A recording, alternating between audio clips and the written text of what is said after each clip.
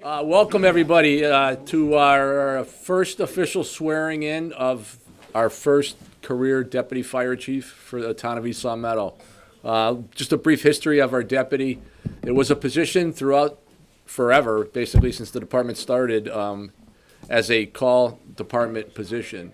The position's been held by a lot of people throughout the years. The last few were actually career firefighters, but their rank during the day was captain, and their rank at night was deputy. We, throughout the past several years, making the transition to where we are now with 30 career members, we were able to, with support from the council and the town manager, we were able to get the deputy chief's position in, and we went through the process, and we were able to select Captain Chris Beecher from in-house. It was a stiff competition. I'll go into a little bit of that. But first, I'd like to introduce Mary McNally, the town manager. Give us a brief welcome.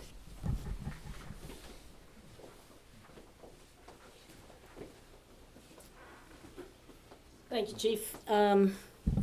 It's really my pleasure to be here today to announce or to welcome Chris as the first deputy. It's a day of mixed blessings, a very happy occasion for you, and I'm sure most of you in this room may know already, but Paul lost his dad last night.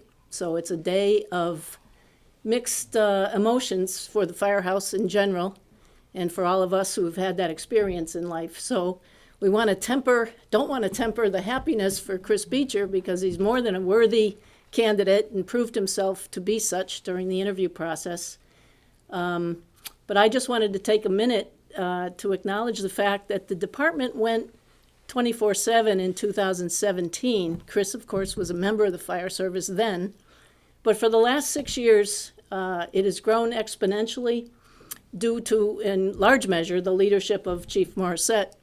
And so I feel that it's very important to recognize that Chris has this opportunity because he was mentored by Chief Morissette. And I don't think it's ever anything less than appropriate to remind ourselves of those who came before us and sort of led the way.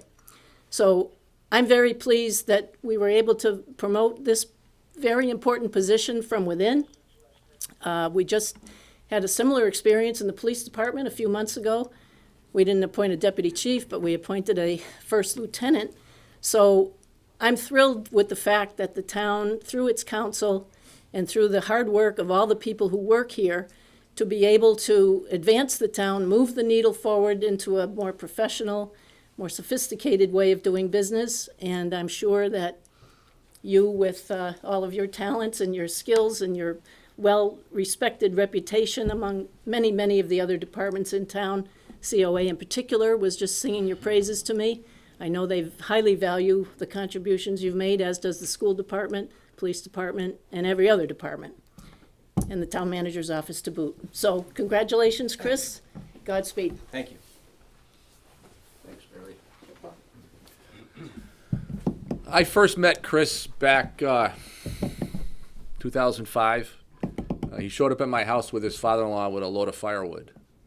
And we started talking, and next thing I know, I find out we're going to be interviewing him for the position as a call firefighter back then.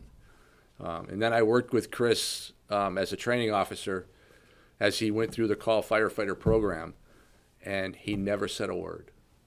His mouth was like, for the guys around that knew him back then, his entire year of training, not a peep.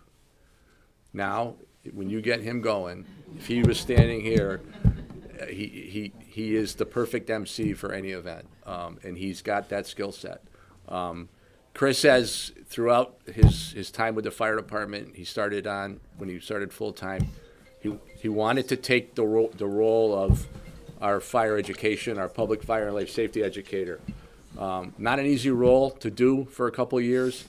He's done it since he's been a career firefighter, well over 10 years now, and it's a tough job. You get burnt out. One of the advantages now that he's deputy chief, he needs to find somebody to take his place. He's got a couple of good firefighters in the wings right now that are interested, and we'll move that forward. When we transitioned to two 24-hour shifts, Chris was in the right spot, the right time. He took one of the roles as captain, and he took that position with a lot of respect. a lot of education under his belt, but he continued to learn and continued to strive. So he, and then when we transitioned to 4, Chris has always had a role within the leadership of the department. Decisions aren't made by one person, although some people think they are, but they're not made by one person. I try to bring people in, get a lot of different opinions, and Chris, as well as the rest of the captains, I value their opinions, and I value that throughout the department. So, and Chris has always been one of those to help out. With that, I'm going to invite Jeannie, our town clerk, up to do the oath of office.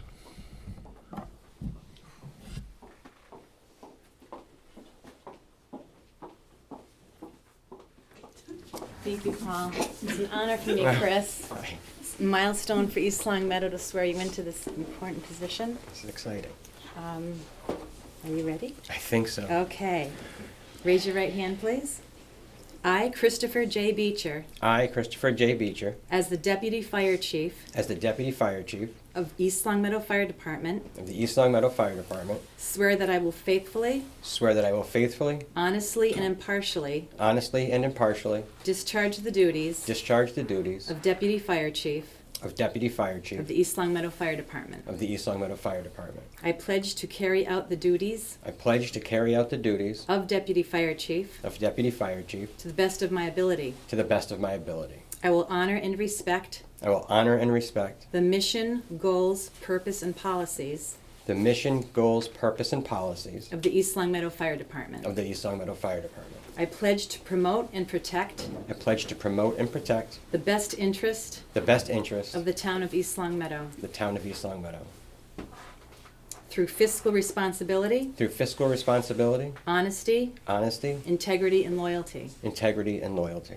I will at all times I will at all times respect the property respect the property and rights and rights of all men and women, of all men and women, the laws of my country, the laws of my country, and the members I serve with. and the members I serve with. I recognize the badge I recognize the badge of my office of my office as a symbol of public faith and trust. as a symbol of public faith and trust. I accept so long I accept so long as I am true as I am true to the ethics of the fire service. to the ethics of the fire service. I do solemnly swear I do solemnly swear that I have all of the qualifications that I have all of the qualifications required of my position, required of my position, and I accept the self-imposed and I accept the self-imposed and self-enforced and self-enforced obligation obligation as my responsibility, as my responsibility, and make these promises and make these promises so solemnly, freely, so solemnly, freely, and upon my honor, and upon my honor, so help me God. so help me God.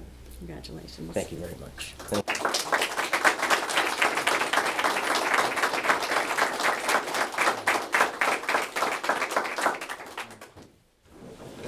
I'm the president now, too.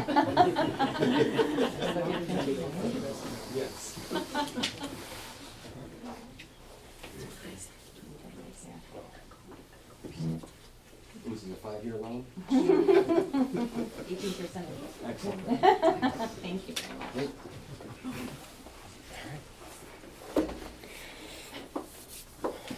The big book. Thank you, Jeannie. At this time, I'd like to call Chris's wife, Casey Beecher, up for the pinning, the poking, the pinning. Chris, here's your badge, Deputy Chief's badge. I know you'll wear it with pride and the respect that comes with it. Excellent. Thank you. I know. Yep.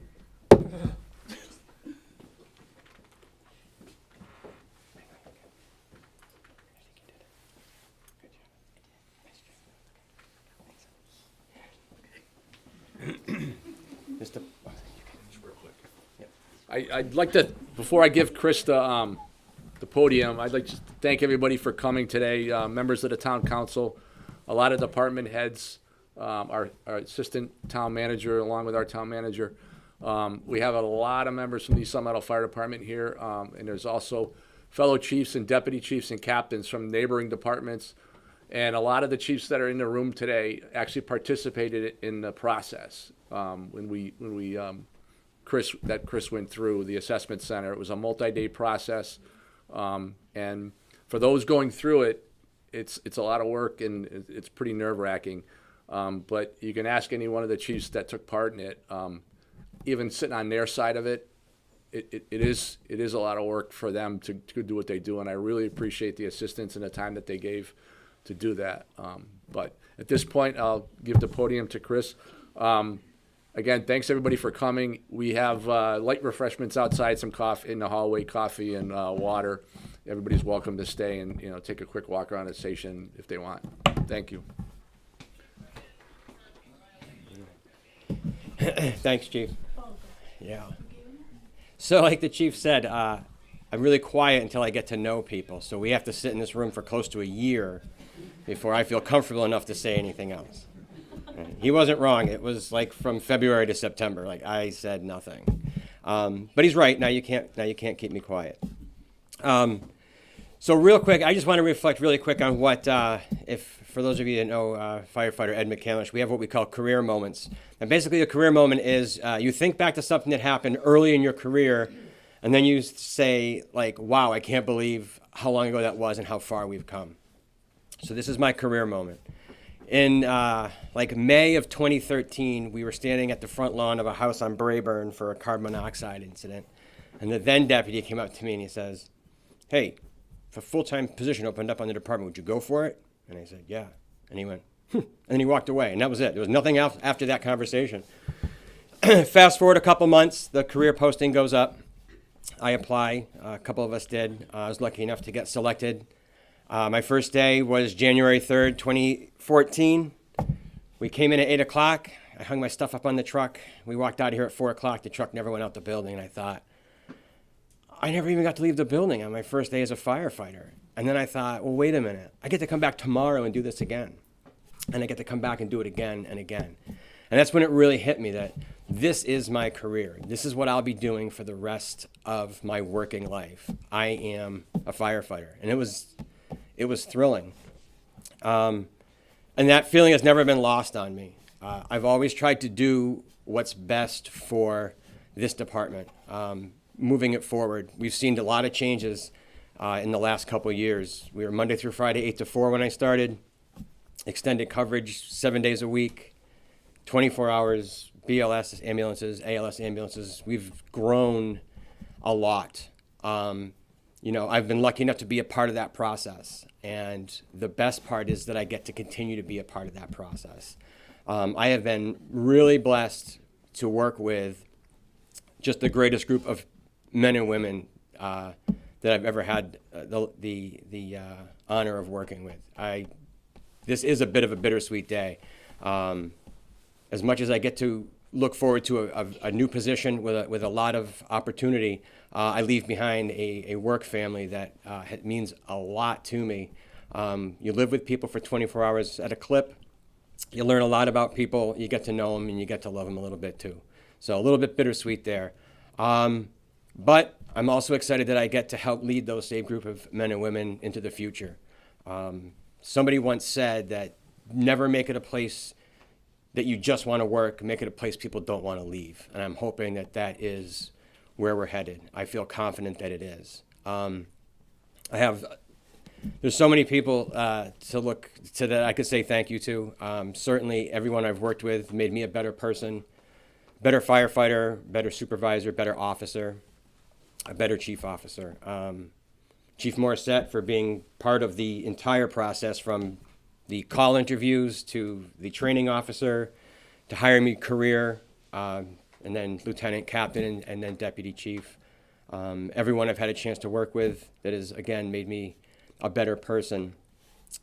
This doesn't happen without the biggest support system at home, I assure you. I have an amazing group of people at home that allow me to do this, that have allowed me to do this since I was a call member. My wife's only rule was just wait until they blow out the candles, then you can go. So if any birthday party came along, as long as the candles were out, I could leave for a fire call. We can't count the amount of full grocery carts at Big Y that have been left behind, the holidays that I don't get to spend at home. A lot of sacrifice on their part. The kids stepping up when I walk out the door in the middle of a storm and don't come back for 24 hours. They've all stepped up and taken that role and allowed me to do what I love to do. So to everybody sitting in the front row, Hayden, Chloe, Ellie, Jameson, especially Casey, thank you very much for allowing me to do this.